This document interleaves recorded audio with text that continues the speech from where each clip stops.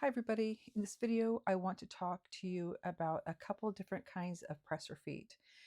They are joiners and edgers. I am going to demonstrate what an edger looks like and what it does. Now sometimes these can be interchanged. You can use them for more than one purpose.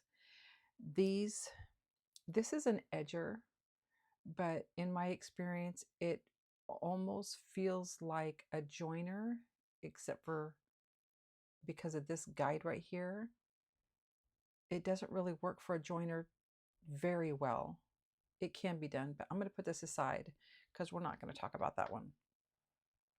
I want to talk more specifically about edging and stitching in the ditch because these can be used as that. Now, this one looks like a stitch in the ditch, and then you can see how this guide aligns very closely to where the needle will come down in that little loop area. But it also can be joined. You can join fabric together using a zigzag that goes on either side of that bar. But we're not going to demonstrate that one today. The one I'm going to work with today is this one. I love these because they're all adjustable. So depending on how far or close you want to sew to the edge of your fabric or to the edge of the fold, which I'm going to show you today, you just adjust it by moving this guide either closer to or farther away from the needle.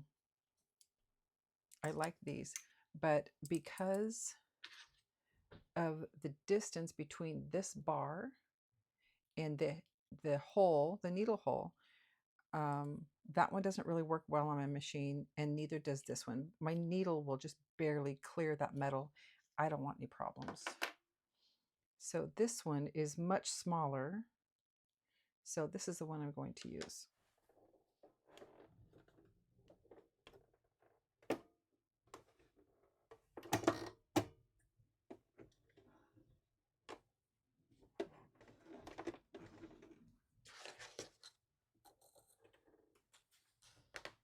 For the first demonstration, I've moved the guide out to its widest position. So that's what we're going to start with.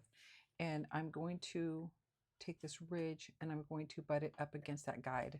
Now, this is for when I make pants or a skirt or something and it needs top stitching. I will sew the garment, the fabric together, and I will press it to one side. And the side that the fabric is on is where the stitching will go. So it'll hold that seam allowance in place while also adding a nice top stitching detail on top.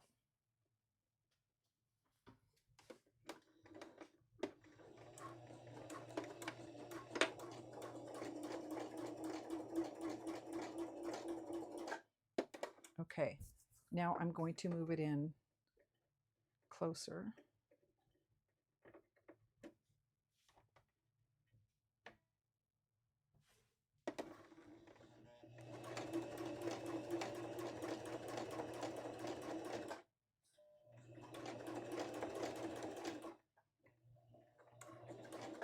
And now I'm going to do a stitch in the ditch.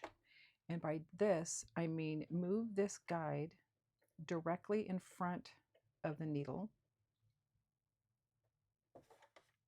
And for this, you'll need to have your seams pressed open or there is no ditch to sew in. And so you want that guide to go right where the fabrics are sewn together into that ditch.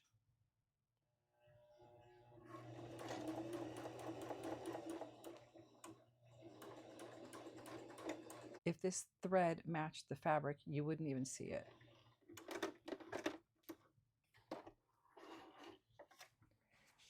At the top, we have the position where the guide was all the way out to the right, which pushes the needle further in and further from the fold. The next position was I moved the guide in closer, which brought the needle closer to this fold. And at the very bottom, like I said, if this was a blue thread, you wouldn't be able to see it, but this is stitching in the ditch. You can see the stitching in there.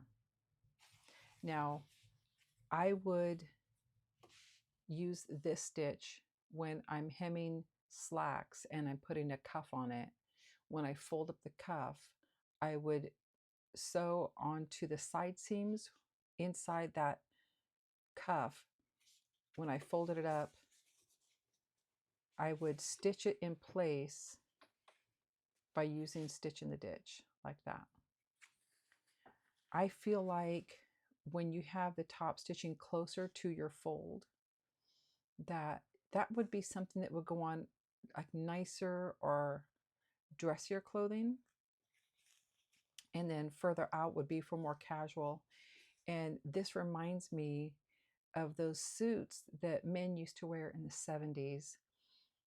You know, the polyester ones, except for I think their stitching probably came out further, but it just makes me think of more casual clothes. So how do you think you guys would use these? Or how do you already use them? Leave a comment in the box if you guys have used these presser feet, and let me know how you use them. Don't forget to give this video a like, and don't forget to subscribe. Thanks. Bye.